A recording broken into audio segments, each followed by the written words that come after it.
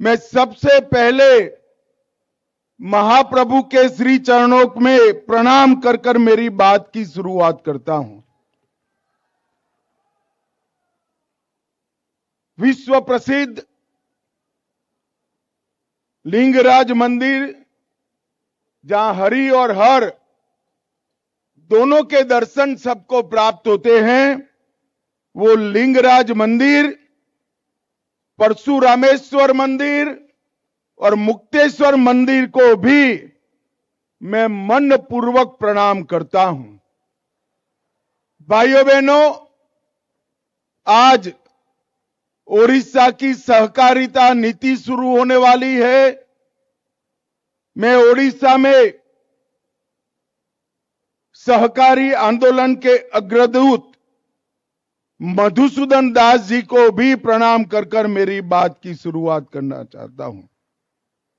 भाइयों बहनों, आज यहां पर अनेक कार्यक्रमों का एक ही मंच से लोकार्पण, भूमि पूजन और एमओयू के माध्यम से नई शुरुआत होने जा रही है। आज का दिन ओडिशा के विकास के लिए बहुत महत्वपूर्ण दिन है। सुबह से लेकर शाम तक एक ही दिन में 3200 करोड़ रुपए से ज्यादा के लोकार्पण और खातमुहूर्त हुए हैं। अभी अभी मैं पारादीप से आया, वहां पर इफ्को का सल्फ्यूरिक एसिड बनाने का एक विराट कारखाना लोकार्पित हुआ। इस कारखाने के माध्यम से इफ्को अब सल्फ्यूरिक एसिड के मामले में आत्मनिर्भर होगा और आने वाले दिनों में इफ्को और क्रिप्को मिलकर पूरे देश को सल्फ्यूरिक एसिड के उत्पादन में आत्मनिर्भर करेंगे। ये हमारे मंत्रालय का संकल्प है। यहां पर गृह मंत्रालय, उसकी 3 योजनाएं, सहकारिता मंत्रालय की 4 और ओडिशा सरकार की 173 योजनाओं का लोकार्पण और शिलान्यास हो रहा है। ओडिशा सरकार की 173 योजनाओं में से 61 योजनाएं पूरी हो गई है। उसका मूल्य 1230 करोड़ है और 112 योजना का शिलान्यास होने जा रहा है। इसका मूल्य 2110 करोड़ रुपया है। और आज यहां पर गृह मंत्रालय के 2 विशिष्ट प्रयोजनों के बारे में भी मैं कहना चाहता हूं।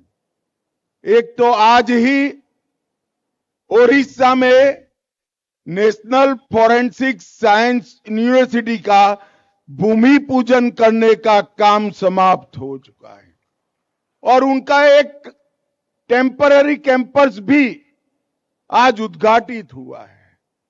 यहां से ओडिशा के विज्ञान के विद्यार्थियों को शिक्षा के साथ ही, ग्रेजुएट होने के साथ ही फिक्स नौकरी वाले एक प्रकार के कोर्सों में बहुत बड़ी संभावनाएं यहां से खुलने वाली है, जो देश के कानून और व्यवस्था को मजबूती देंगे। और इसके साथ जो 3 न्याय संहिताओं के कानून मोदी जी के नेतृत्व में भारत की संसद ने पारित किए हैं, वो तीनों कानून को सीधे साधे नागरिक, वकील और न्यायमूर्ति और पुलिस अफसर सभी लोग समझ पाए ऐसी भाषा में इनकी प्रदर्शनी का भी अभी थोड़ी देर के बाद यहीं से उद्घाटन होगा और हमारे उप मुख्यमंत्री राजा साहब वहां जाकर इसका उद्घाटन करेंगे। मित्रों, ये जो प्रदर्शनी है, इसके पहले मैं आपको 3 कानूनों के बारे में बताना चाहता हूं। हमने आजादी के इतने सालों तक अंग्रेज की पार्लियामेंट में पारित हुए अंग्रेजों के द्वारा अंग्रेजी शासन को लंबा चलाने के लिए बनाए हुए कानूनों से इस देश की आंतरिक सुरक्षा की चिंता की है। इतने सालों के बाद, लगभग 150 साल बाद, नरेंद्र मोदी जी के नेतृत्व में भारत के संविधान के अनुरूप भारत की संसद से पारित और भारत के लोगों के कानूनी अधिकारों की रक्षा के लिए पारित कानूनों से अब देश चलने लगा है और इसका इतना बड़ा प्रभाव आने वाले दिनों में पड़ने वाला है, मैं आपको थोड़े समय के बाद बताऊंगा। मगर आज मैं ओडिशा की जनता को बताना चाहता हूं कि इस कानूनों के माध्यम से 2028 के बाद कोई भी एफआईआर देश के किसी भी कोने में रजिस्टर होगी, 3 साल के ही समय में सुप्रीम कोर्ट तक न्याय देने की प्रक्रिया समाप्त हो जाएगी। तारीख पे तारीख निर्भर नहीं रहेगा। ये कानून आने वाले दिनों में पूरी दुनिया मानेगी कि दुनिया के सबसे आधुनिक कानून है और ये कानूनों के लिए पूरी दुनिया को ये मानना पड़ेगा कि इस पूरी दुनिया के सबसे वैज्ञानिक कानून भी है। और इसीलिए हमने 7 साल के ज्यादा और 7 साल की सजा जिन जिन धाराओं में है, सभी में एफएसएल का परीक्षण कंपलसरी किया है। कानून तो बना दिया, मगर वैज्ञानिक ही नहीं है तो एफएसएल का परीक्षण कहां से होगा। इसलिए देश भर में फॉरेंसिक साइंस लैबोरेटरीज और नेशनल फॉरेंसिक साइंस यूनिवर्सिटी के कैंपस बनाए रहे हैं। इसके साथ साथ हर जिले में देश में कम से कम एक ऑनलाइन एफएसएल लैबोरेटरी भी बना रहे हैं। आज उसका भी लोकार्पण यहां होने वाला है। देश भर के अधिकारियों का, पुलिस अधिकारियों का ट्रेनिंग हुआ है, कर्मचारियों का ट्रेनिंग हुआ है, न्याय करने वाले न्यायाधीशों का भी ट्रेनिंग हुआ है, वकीलों का भी ट्रेनिंग हुआ है और प्रोसिक्यूशन के लोगों का भी पूर्ण रूप से ट्रेनिंग करने का काम समाप्त कर दिया है।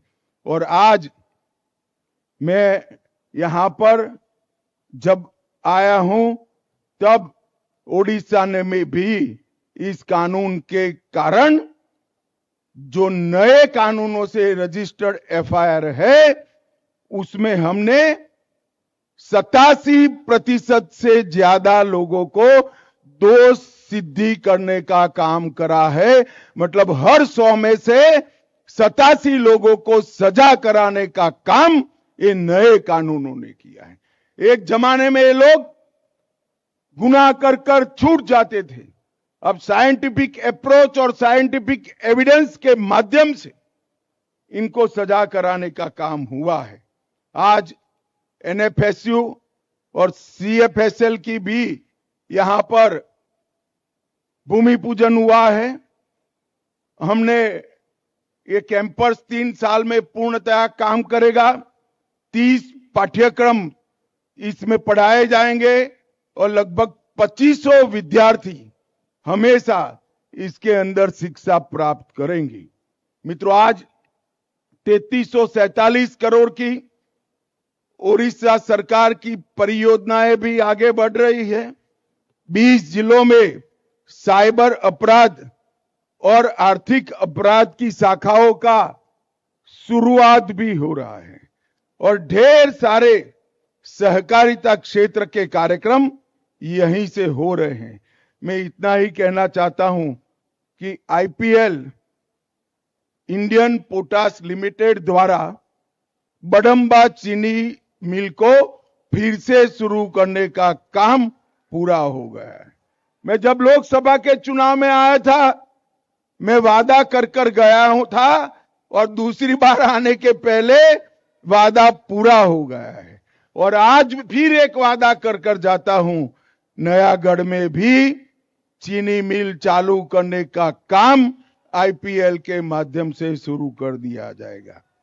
हमने मुख्यमंत्री जी को कहा है कि बंद पड़ी हुई जितनी भी चीनी मिलें आप देना चाहते हैं वो भारत सरकार के सहकारिता मंत्रालय के सहयोग से आईपीएल चालू करने के लिए तैयार है। मित्रों, आज इस मंच से मैं कहना चाहता हूं कि ओडिशा के अंदर भरपूर पानी है, यहां पर डेयरी की संभावनाएं बहुत पड़ी हुई है, मगर नवीन बाबू की सरकार ने ना कोऑपरेटिव के लिए कुछ किया ना डेयरी के लिए किया। मगर आपको चिंता करने की जरूरत नहीं है, अब आपने ओडिया बोलने वाले मुख्यमंत्री को चुन लिया है जो आपकी बात को समझता है। भारत सरकार का सहकारिता मंत्रालय और ओडिशा सरकार मिलकर गुजरात में जिस तरह से 36 लाख माताएं बहनें अमूल को बनाती भी है चलाती भी है, इसी तरह यहां की डेयरियों को साथ में रखकर हर गांव में एक मजबूत आधार कोऑपरेटिव का हम बनाने का काम करेंगे। भाइयों बहनों, भारतीय जनता पार्टी की सरकार जो कहती है वो करती है। हमने चुनाव में वादा किया था कि 3100 रुपया रेट से हम सारा चावल खरीद लेंगे। मैं तो बधाई देना चाहता हूं मुख्यमंत्री जी और उनकी सरकार को कि बहुत कम समय में ये वादा पूरा कर सभी का भुगतान करने का काम भी समाप्त हो चुका है। हमने वादा किया था सुभद्रा योजना का और आज मैं गर्व से कह रहा हूं हमने 1 करोड़ माताओं बहनों को सुभद्रा योजना का फायदा पहुंचाने का काम किया है। और आज मैं कह कर जाता हूं हम डेयरियों के गठन के लिए एक विशेष अभियान चलाएंगे जिसके माध्यम से ये ओडिशा की ग्रामीण जनता और विशेषकर माताएं बहनों को समृद्ध करने का हम काम करेंगे। मित्रों, देश की राजनीति कांग्रेस पार्टी के माध्यम से नकारात्मक दिशा में ले जाने का प्रयास कर रहे हैं, हर चीज में नकारात्मक। अभी अभी यहां पर एआई समिट हुई, 80 से ज्यादा देशों के प्रतिनिधि आए, 20 देशों के राष्ट्राध्यक्ष आए। पूरी दुनिया एआई के क्षेत्र में भारत की प्रगति का बखान कर रही थी और उसी मंच पर पहुंचकर कांग्रेसियों ने कपड़ा उतारकर भारत को बदनाम करने का कुत्सित प्रयास किया है। मैं इस प्रयास की घोर निंदा करता हूं।